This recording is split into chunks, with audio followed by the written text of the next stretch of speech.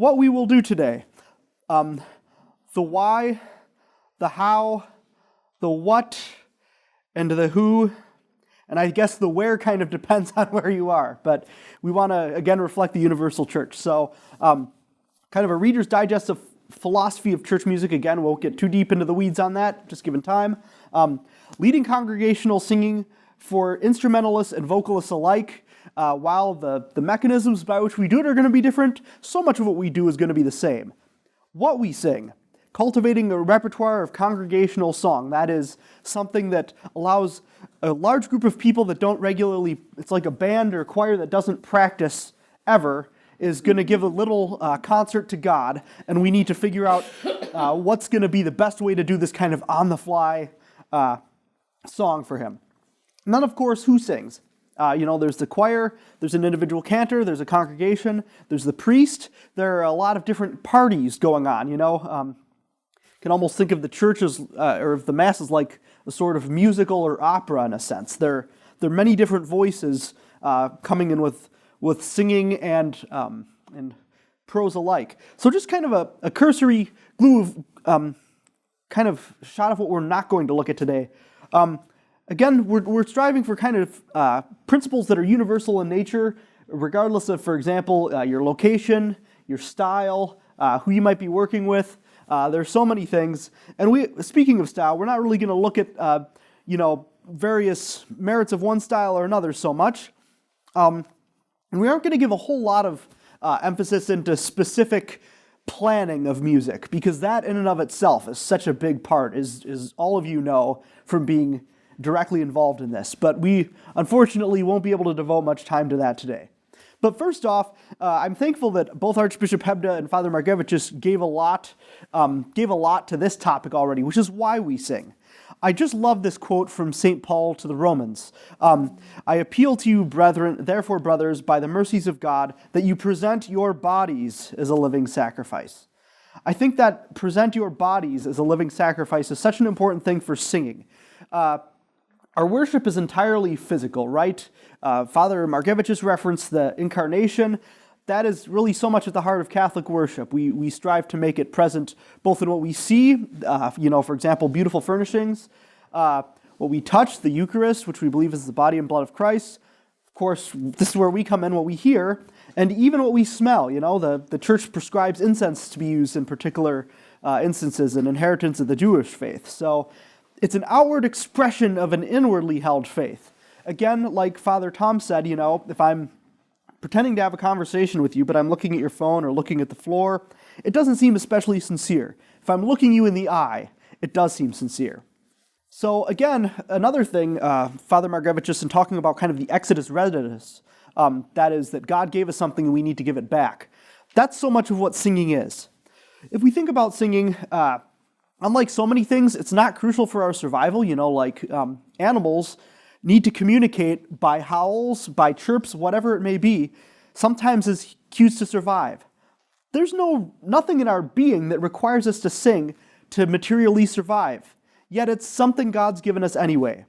God did create us to know, love, and serve Him, and worshiping Him and giving Him praise and thanksgiving is our ultimate reason for being. So our voices are a gift that we must give back to God. And again, one of my favorite phrases, never let the perfect be the enemy of the good. Always affirm the good. The perfect is something we're always striving after for, always reaching for, but don't let that be something that causes us to sit back for fear we'll misstep. Let that be something that causes us to run more energetically toward what we're after. So singing, of course, in the worship wars that have been referenced, singing and music are something that tend to be very divisive, and while that might, in a certain sense, maybe be discouraging, I actually find it very encouraging, because what that tells me is that people care about it and they understand its relevance in divine worship. So that people are impassioned and have contrasting views, I think is great, because it tells me that people are invested. If somebody's indifferent, they aren't going to be impassioned.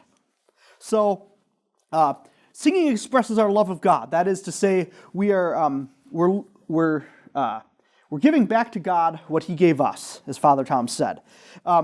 And St. Augustine, of course, maybe we could say it's cliche, maybe we could say it's overquoted, but to sing is to pray twice. In so many ways, to express something in words falls short. Let's go back to the example of happy birthday. If you just say happy birthday, happy birthday, happy birthday to you, it loses a lot.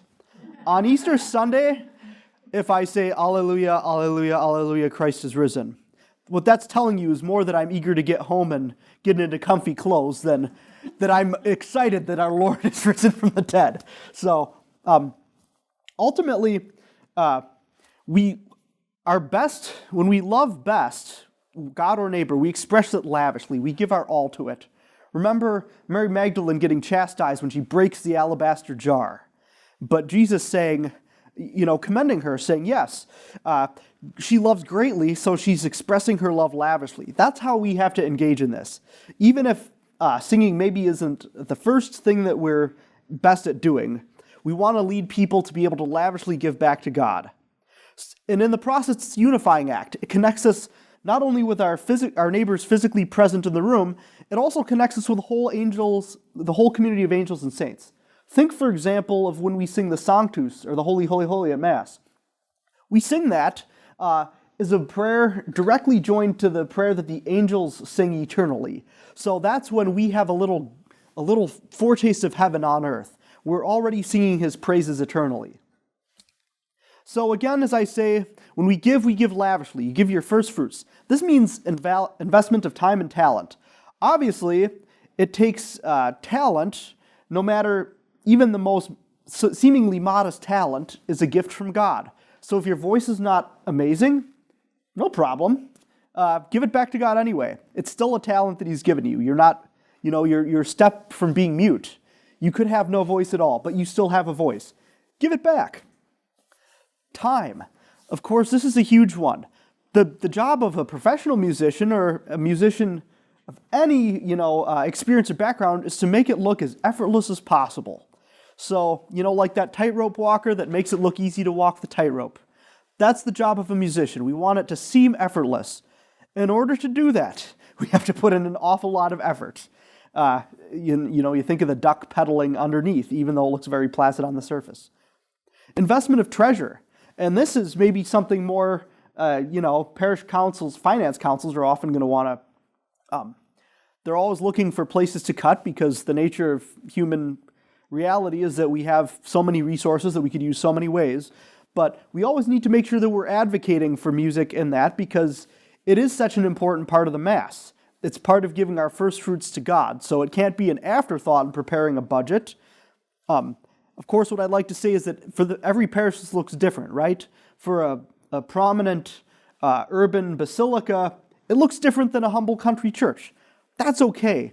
The principle of first fruits, like the widow's mite, is not about how much you put away towards something. It's not about how specifically it looks.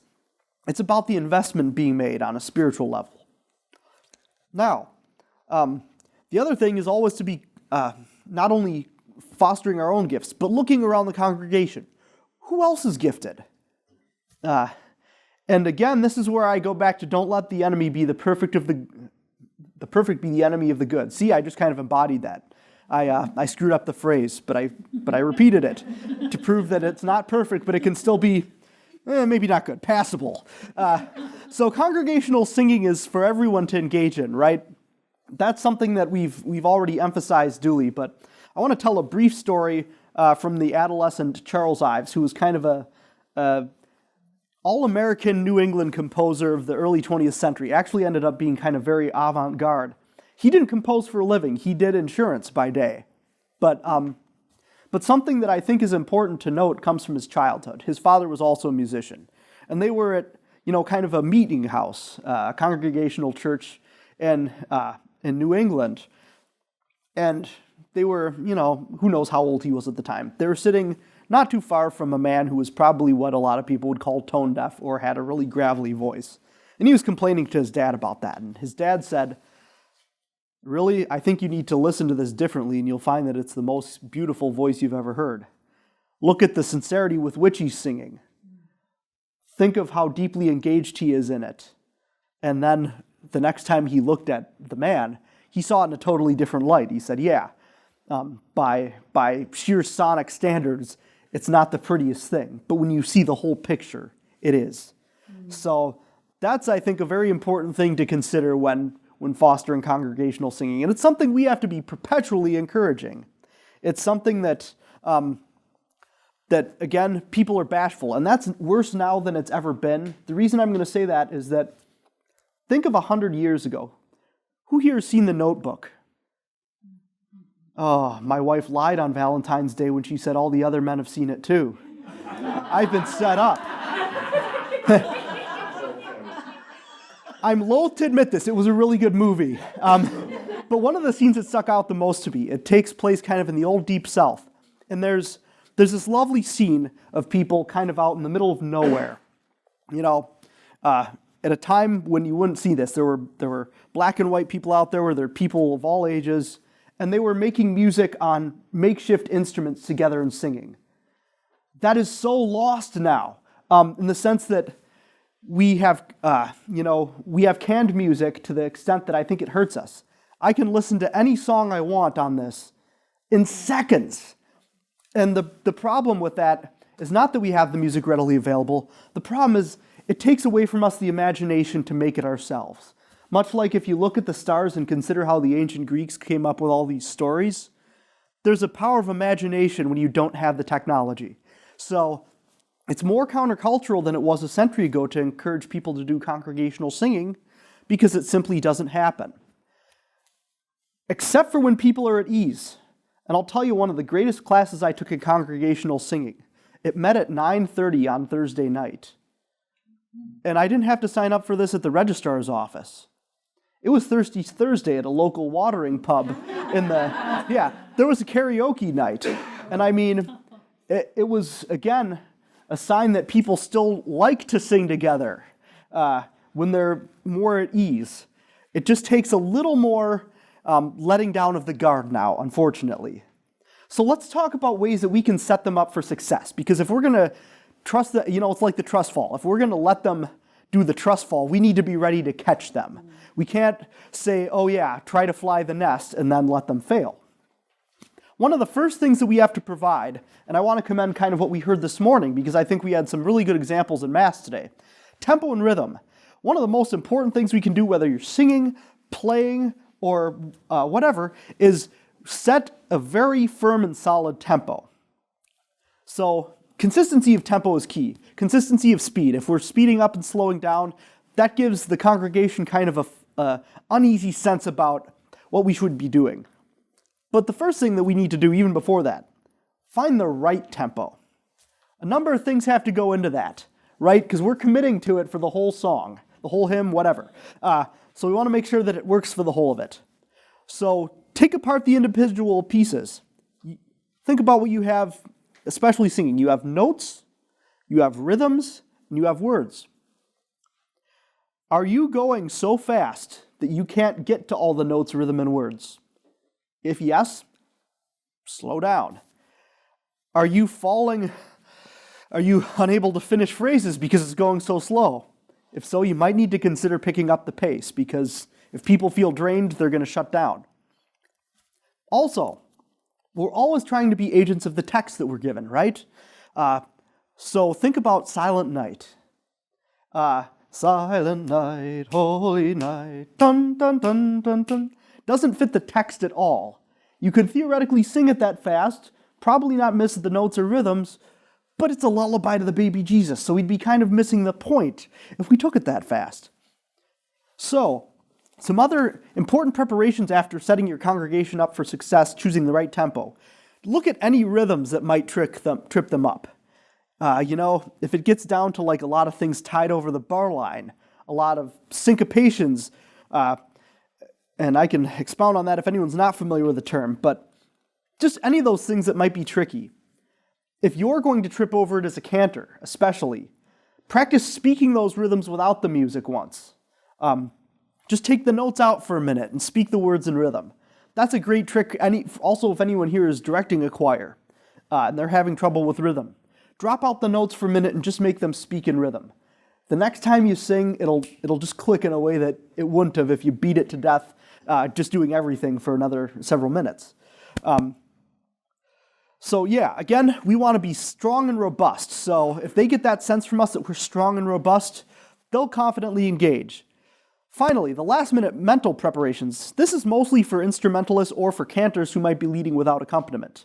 Have the rhythm in your body before you start. I'm not saying start doing this in front of the church, but even like to just tap a couple bars where no one can see, it really helps because that means that you've thought about it before you've started it. Once you've started, it's too late. You either have to wiggle the tempo or commit to something that isn't quite right. So just the more we can think in advance. Breathing. It's necessary to our survival as human beings. And in order to set the congregation up for success singing, we need to make sure that they're able to comfortably breathe in between phrases. Singers and wind players naturally do this. Even to a degree, string players run out of bow at some point, right? Keyboardists and anyone playing guitar, for example, should be aware of this. And we should be mentally singing even if we're not physically singing.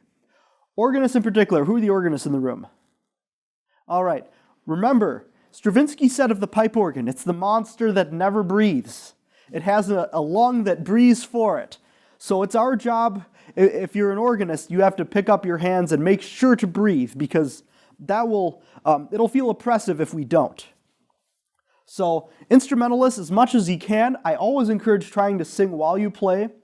If that's not viable, if that's kind of like a lot of, depending on one's comfort level, that takes time.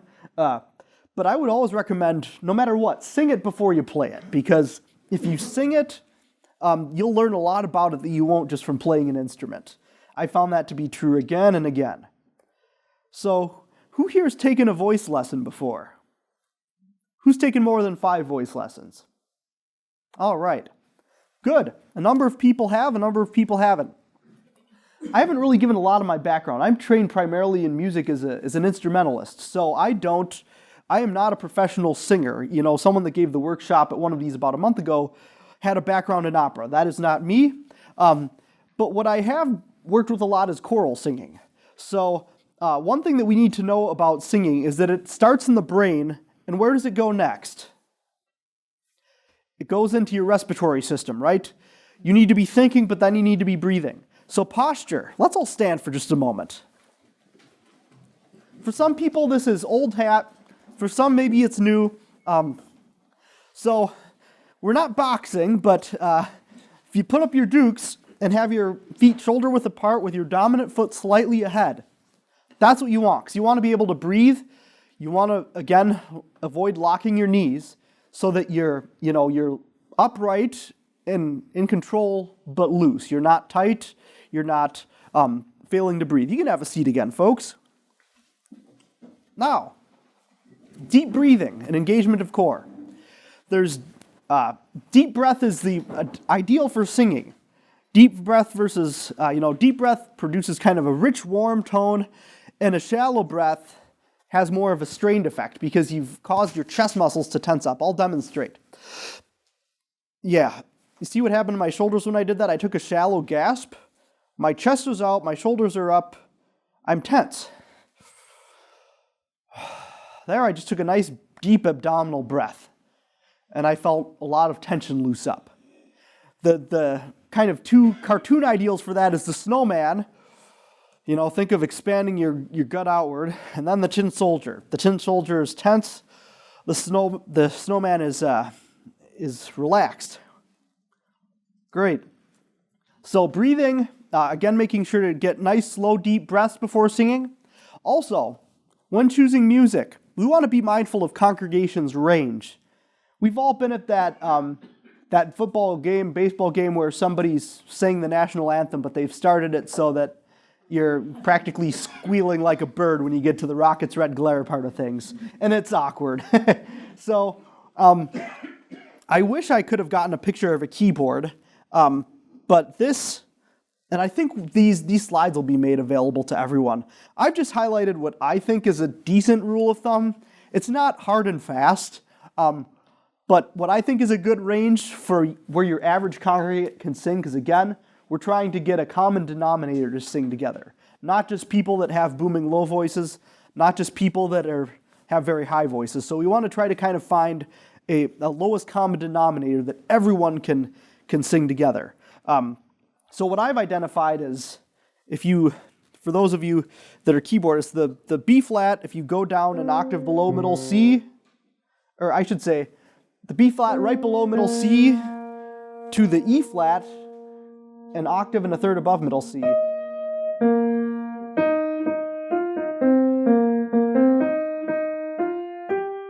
The hymn tune Slain for Be Thou My Vision covers exactly that range. So I think that's a good example. You get a lot wider than that, a lot of people will have trouble. And again, that can cause defeat for somebody that's not the most comfortable singer.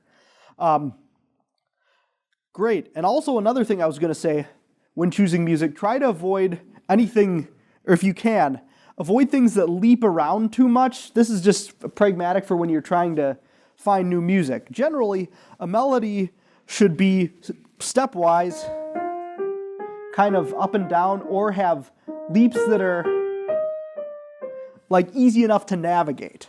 If it's leaping all over the place, that can be really difficult. Again, it's trying to find music that everyone can sing. Great. So a key takeaway from instrumentalists, I've already kind of hammered into this slightly. Think like a singer when you're leading song. And again, I can't emphasize enough, if you play an instrument, try singing it before you try playing it. It's always going to be good to just to think about breathing and feel, how does your tempo really work when you're trying to sing it. And this is especially true when we prepare hymn introductions. There are three main jobs, and I'm afraid I don't like how I've listed them here, and I'll tell you why in a moment. Because I think the first one is actually, believe it or not, going to go down to the bottom. Set a firm, unwavering tempo. That's what I think really should be number one.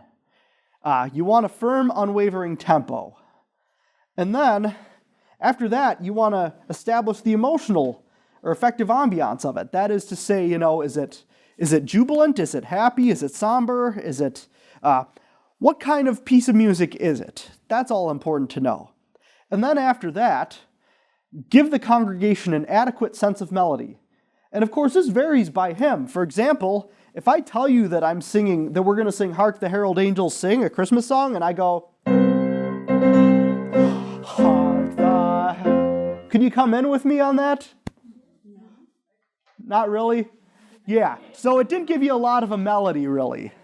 Exactly, it set the pace, but it didn't give you, it set the pace, it set the notion of what it was, but it didn't give us enough to come in on. So those are the three things we want to kind of think of.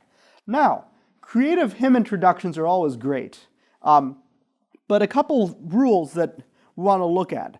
I should first preface it, there are varying degrees of comfort level. A lot of people love doing it, others are afraid to, others just don't like doing it. And that's all okay, because you don't have to necessarily come up with the most clever one in the world.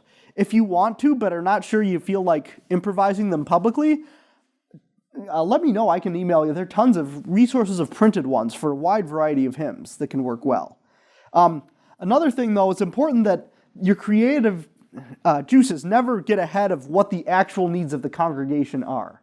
For example, we need to be mindful of the tempo, we need to be mindful of the congregation getting a good sense of the tune, and we need to be mindful of what the nature of the hymn is before we think about this. Because if we're getting so creative that we're showing off our genius, but we're not we're not setting them up for success, we're doing things wrong. And again, the idea of all of this, just one moment, is that we're wanting to invigorate them. We never want it to be that we're showing off, for lack of a better word. Yes, sir. I just wanted to comment on a few of these slides. Rob and the other directors here have used the trick of taking out the complexities of sight reading the music out of the hymnal by just prior to a prelude having a quick little sing-along with the congregation, because sight reading is difficult. Oh, it is. Applying what someone is giving you an example of that complexity, you can repeat it much more easily than trying to read it musically. Exactly. And that's another, especially I think that's a blind spot. Who in this room, and this might be every hand, but just who's really, really comfortable reading music? Oh, good. I'm seeing kind of maybe 2/3, 1/3 division. And the reason that makes me happy is this. Reading music's a great advantage, but it's also a great disadvantage at times. There's a Louis Prima song about a trumpeter called The Lip, and he says, "You know, I read enough music, but not enough to hurt me none." And that line's always stuck out because there's a blind spot we have reading music. Like, is this really as memorable as I think it is? Maybe not. So yeah, to give someone a flavor of the melody and see how well they retain it is a good, not only a good litmus test for him, but a good practice, because those that read music can be blinded by what it's like to, read a new melody if you don't know music. So I think always to just be thinking according to the mode of the receiver. That's, if I could say one big takeaway from this class, that's what it is. Think according to the mode of the receiver. Think about what the average congregant is feeling or experiencing in the pew before it's time for them to sing, because that will inform what we need to do. Yeah, because they're not music majors, right? Exactly. They're helping the congregation. Yep. Showing what you learned. Exactly. Yep. Well, where if it's helpful, sometimes great, but if it's detrimental, strip back a little. That's perfectly okay. And that goes right to my next bullet point, which is if you're going to do a whiz-bang introduction, how old does the congregation know the hymn? If this is like, "Holy God, we praise thy name" for my congregation, like that's one of the, if I'm teaching a new one, that's like one of the ones I put in as a peace offering, like, hey, we're not doing all new stuff. Here's something you know solid. That's always a good thing when you're introducing the new ones. Put in one of those. But yeah, so like "Holy God, we praise thy name" could almost elbow the keyboards and they might come in singing it after that. A new hymn or a new song, maybe not so much. So always just kind of know that. Another big one for me, the fourth and final. Be aware of the place in the liturgy. Imagine you get to the end of an Episcopal ordination. That is the ordination of a bishop. Archbishop, how long do those go? Almost 3 hours. Okay, 3 hours. Does your average congregant want to hear a really clever hymn introduction at the end of a 3-hour mass? No, I sure don't.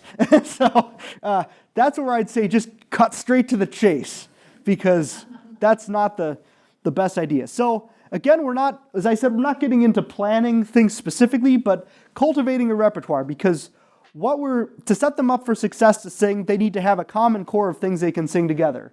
Like Father Tom referenced "Happy Birthday." That's something that is in the repertoire of your average American.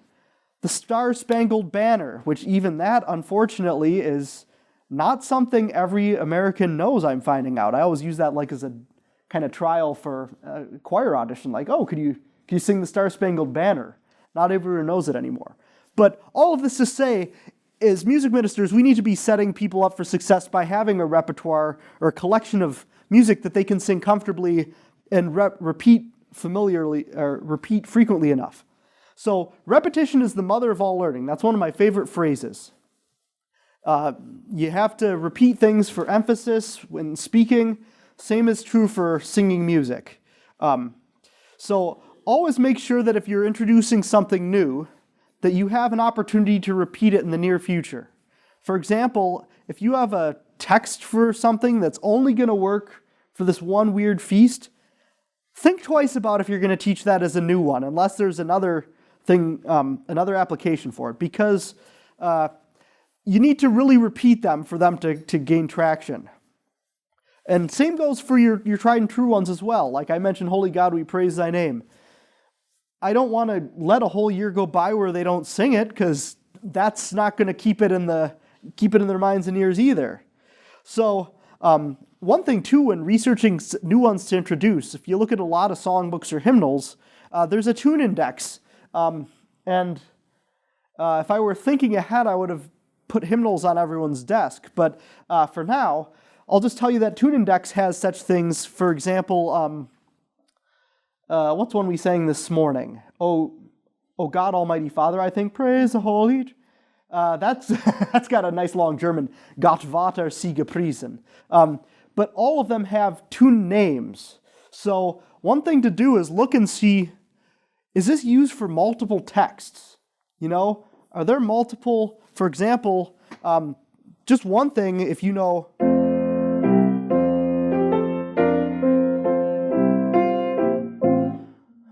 what text do you sing to that? Does anyone sing it to Alleluia, sing to Jesus? Yeah. How about Love Divine, All Love's Excelling? Yeah. Good. Yeah. So, for example, that's a reasonably well-known one, but if your congregation was looking to add new things, that's a great one because you get a lot more bang for your buck. They've learned a new tune, but they've learned a couple different texts that can go with it. So I always think that's a great way to get a lot of bang for your buck without asking your congregation to have a whole lot of new stuff to learn. So yeah, again, think about how we can maximize the bang for their buck on the effort. And of course, think about your congregation's hymn repertoire as a whole, or song repertoire as a whole. Do they need more hymns? Is an honest and good question to ask. Because sometimes learning new stuff, if you can hardly repeat the stuff you have, maybe isn't a great idea. Also, do we have a whole lot of things in one bucket but not a whole lot in another? For example, do we have a whole lot of reflective stuff but not a lot of joyful stuff, or vice versa? Do we have 1,000 hymns for Advent but basically nothing for Lent? Think of where the holes are. The last thing you ever want to be basing it on is, what do I like? What do I, the music director, like? I'm not saying that cannot be a consideration. I'm just saying it's at the very bottom of the totem pole if it even makes it on at all. So, also, this is huge, having come into places that have not done this, taking over a job. Keep a record of the congregation's hymn repertoire. You don't have a repertoire if somebody isn't maintaining it and knowing what it is. If you leave a job or move away and a new person has to come in and guess how well they know X, Y, or Z, that's going to be really difficult. But this doesn't need to be a lot of extra work on your part. I'm not saying you need to set up a database and get a Boolean system and a team of librarians working on this. It's a little overkill. What I am saying, grab one hymnal or songbook, circle every title that you've sang as long as you can remember. And then, keep a Word document of everything, just through the season. Just keep it all in one place. That way you hand the file folder over to someone, they say, oh, looks like they know this one a lot. We'll do it for this day. That's just a lot easier than having to come into a new position and guess, because what that can breed, and it's really not setting your successor up for success, is animosity, because they're saying, this new guy's doing all this stuff we don't know. At the end of the day, the new jack doesn't know that you don't know it, and they're not trying to whiplash you. They're not trying to do anything to confuse you or to totally change things over. They're just making the best guess they can based on sometimes no information.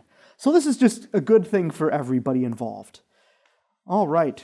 So there's congregational singing and the role of the choir, both of which are crucial. And the cantor, again, serving kind of something along with that also. So we think of Christ's concentric approach to the apostles, right? There's all the people that followed him. There's kind of like the smaller circle of 72. Then there's the 12, and then you could even say they're just the few, the beloved, as it were. There's a little bit that way with congregational singing. For example, I said, don't let the enemy of the perfect be the good. I should probably practice that one a few more times, because it's not really proving a point anymore, other than I'm tripping on words.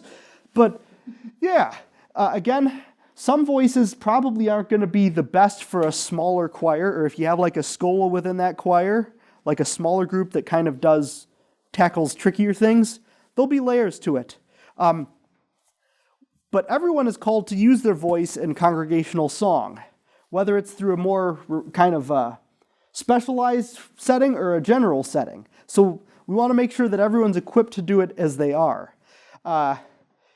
So there might be moments in the Mass, again, where it's effective for the choir to sing works that are non-congregational. One example of that might be, just to posit something, after communion, like if there's a long purification session. We had that lovely Handel aria, He Shall Feed His Flock Today, that kind of kept things. It was a time where people could kind of reflect, and they could participate, but not in the same manner that they would if they had to sing.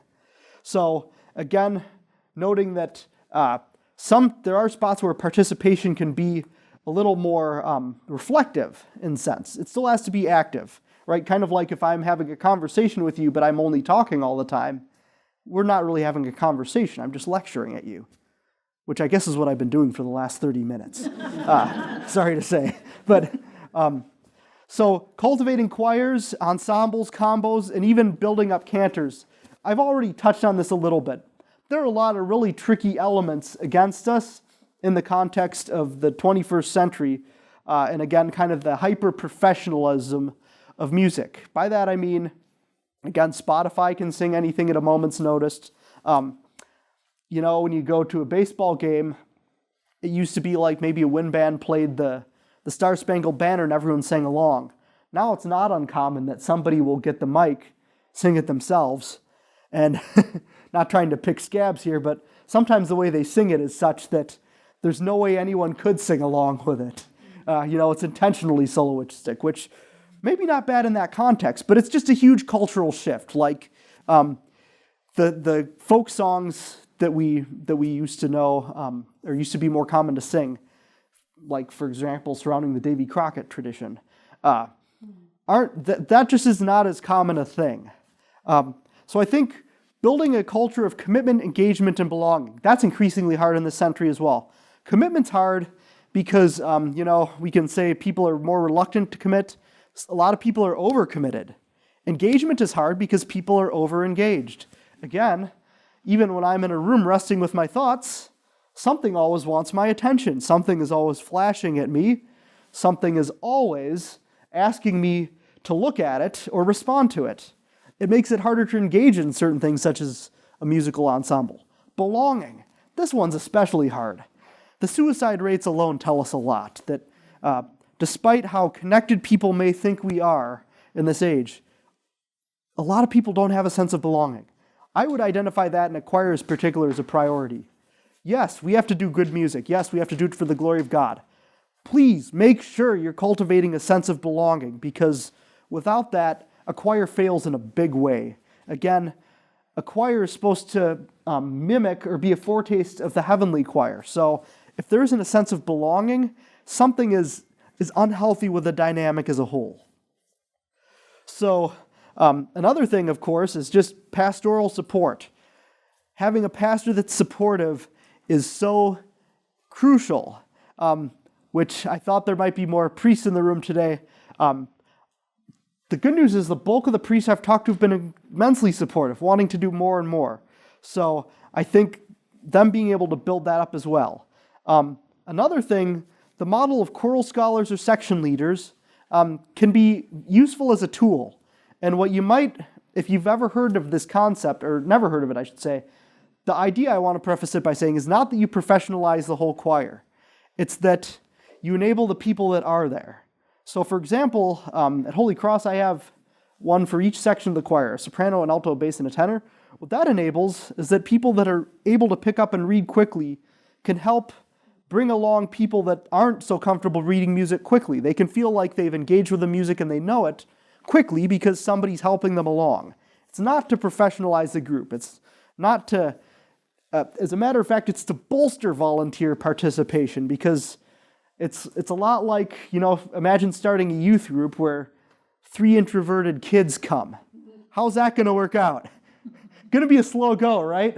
You're either going to need to be pushing all the conversation ahead yourself, or need kind of a firecracker kid to come in and really just galvanize the group, which is hard. So the same thing is true with the section leaders. They can kind of help galvanize the group, give them encouragement, etc. And then, of course, we should always be, as music directors or even as music ministers in the church that maybe don't have the director position, trying to think about ways we can help support our clergy singing-wise. You know, that's something I'd encourage. Offer to your pastor, you know, or a deacon. Do you need help singing any of the chants or the music of the Roman Missal? Because a lot of people can do it. It's just not as innate. Again, we're trying to break through a psychological barrier of I can't do it. So the more we can encourage, the better. And sometimes singing in dialogue between the priest and deacon can be the easiest way to get it rolling. If they can simply do, "The Lord be with you, lift up your..."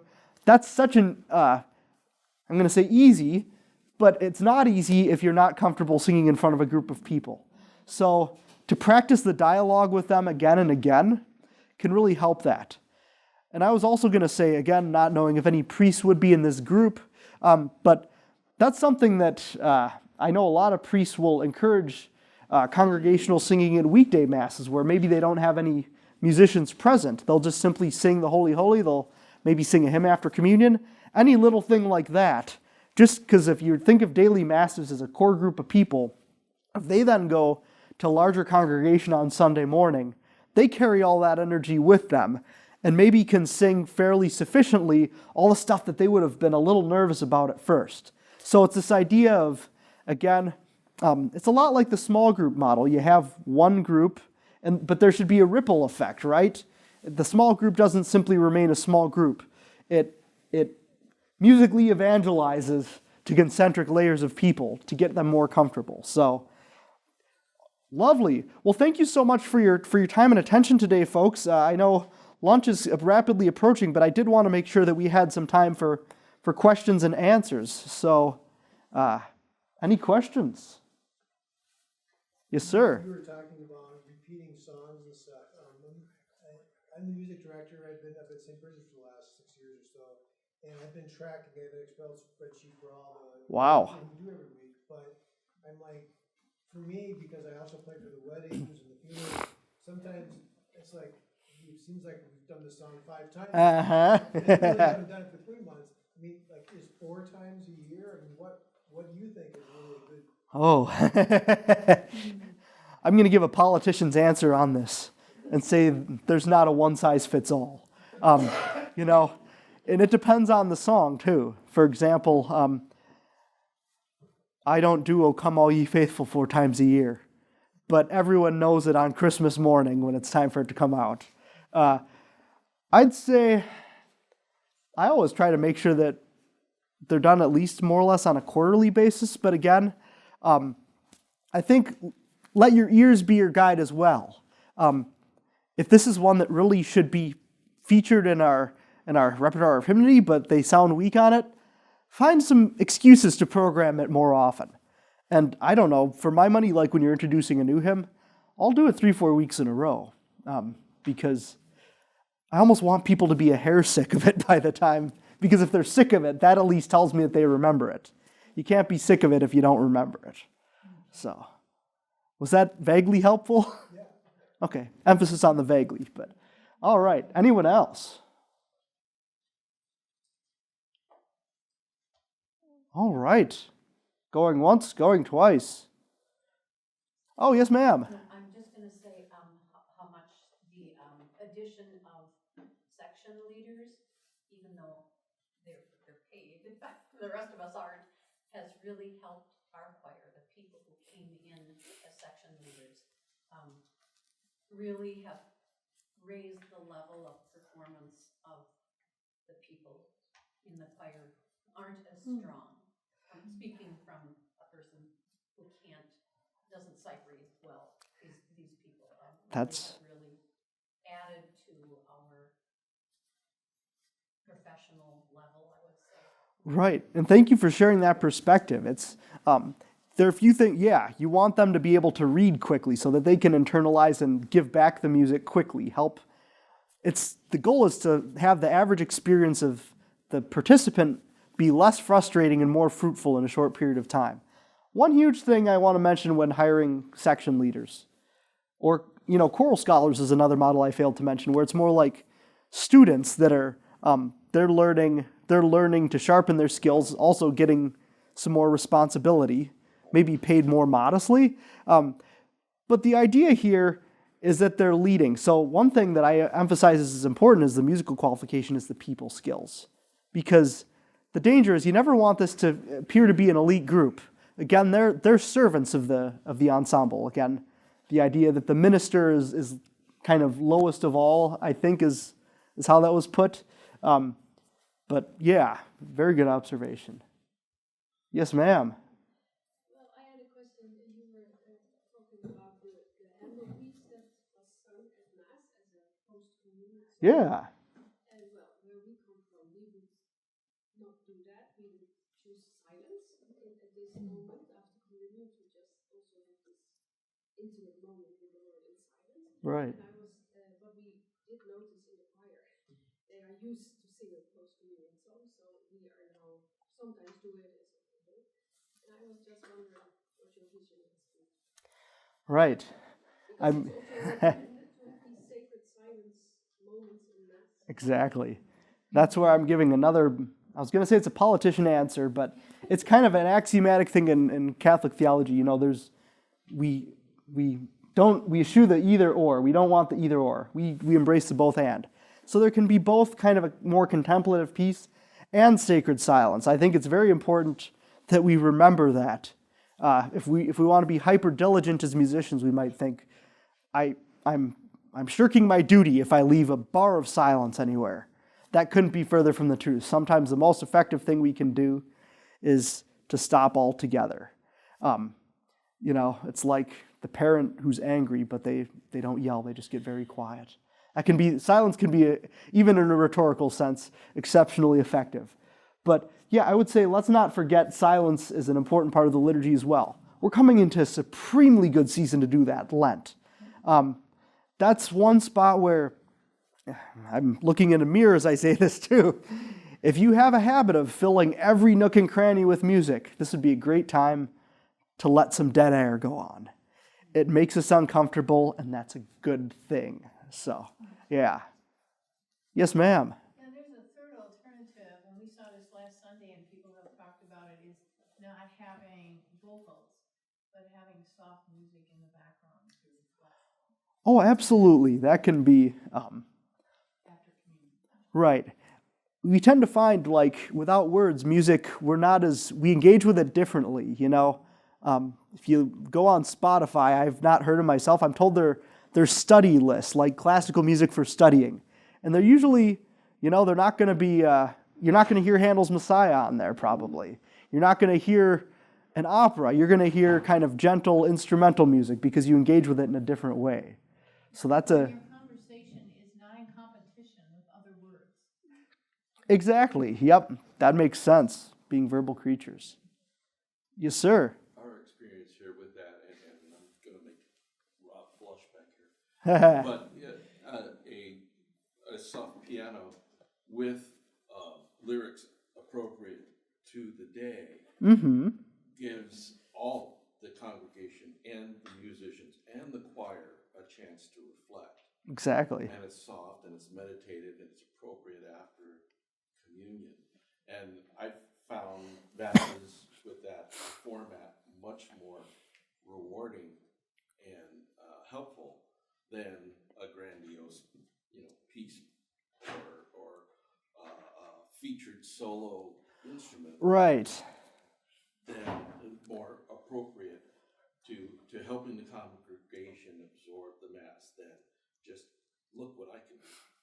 Right. Yeah, and that is a general principle. It should never be look what I can do. It sounds cliche, but we don't want to draw attention to ourselves because again, we're missing the point altogether if we do that. And yeah, that's I had a thought that escaped me just now, but I think that was another thing I was going to say about active participation too. Is just figure out,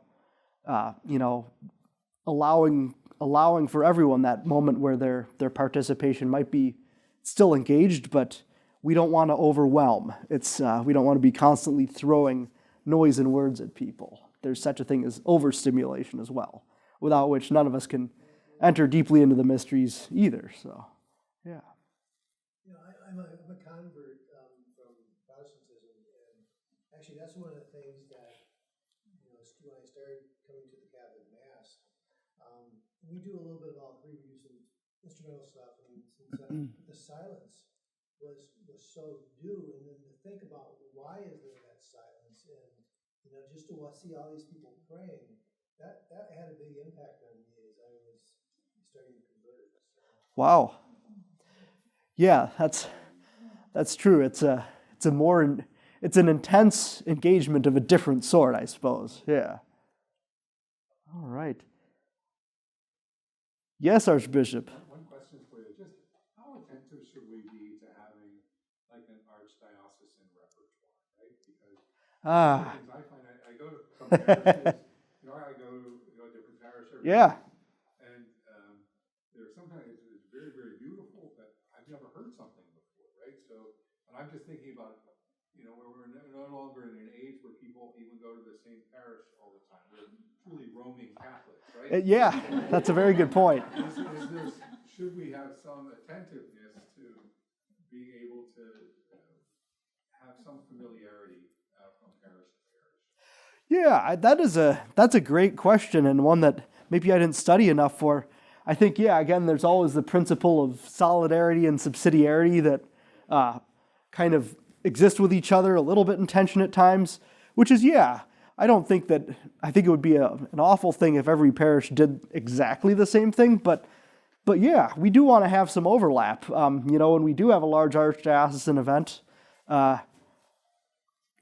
can everyone sing something? So, and I think, Archbishop brings up another point that's wise as well, which is, if you look at your average congregation, it's not people that only attend your parish week in and week out. We are a lot of roaming Catholics. I know that in Northeast in particular, a lot of people, very few of our people live in the parish boundaries. So the crowd changes, and I don't know how different that is, for example, in a suburban setting where it maybe is more localized, but I think that's always a point of awareness we need to have. And not even just across the archdiocese, but across Christendom itself. It's what do we have in common? So, and that's where one of the most basic books that we have is the Roman Missal itself. So I think, for example, to sing the responses of "The Lord be with you" is huge because it's very basic in a sense, or the Kyrie. All the stuff's very basic, but it's something we can all do together.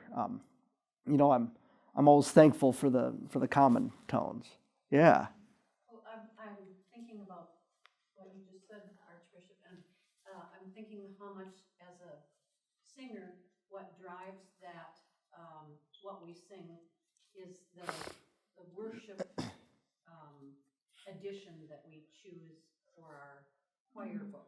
Right. Things that long time ago were in the green gather or the blue gather or the red gather now are not in whatever hymnal is chosen. Right. That seems to drive a lot of that. What do people know anymore? And there are times when we do a piece of music that was in one of those old gather books that everybody sings. They know it by heart. They want to sing all the verses. And then there are younger people who don't know it at all. They've never heard this piece. Yeah, there's a generational dimension of all this too. That's a good one resource too. And I'm going to need to let us go for lunch in a moment. But onelicense.net. Everyone heard of that? Okay, I should have. If I had again another presentation to do, I would have given a full list of resources. There's so many free online, but onelicense.net is an invaluable resource because exactly what you're talking about. The gather hymns, for example, are probably not going to be in public domain. Like, for example, if I want to snag Holy, Holy, Holy, nobody owns copyrights to that anymore. So there are a whole bunch of places online I can snag that legally. For a lot of the stuff you mentioned from the Gather book, you're probably going to need licensing. So onelicense.net encourages or allows you to download this and then submit kind of remuneration to the publishing companies whenever you use it. So that's a great resource if you just got a new hymnal that maybe doesn't have everything. An idea is if you print a leaflet or worship aid each week, you could include something in there. Just the music, we had that on the back page of what we sang this morning. You could even consider just compiling a little pamphlet, like maybe about 20 pages of folded legal paper, saddle stitched, be like your own mini songbook as well. That's another idea. If you figure out your 20 or 30 greatest hits that aren't in the new book, just kind of get them in one spot.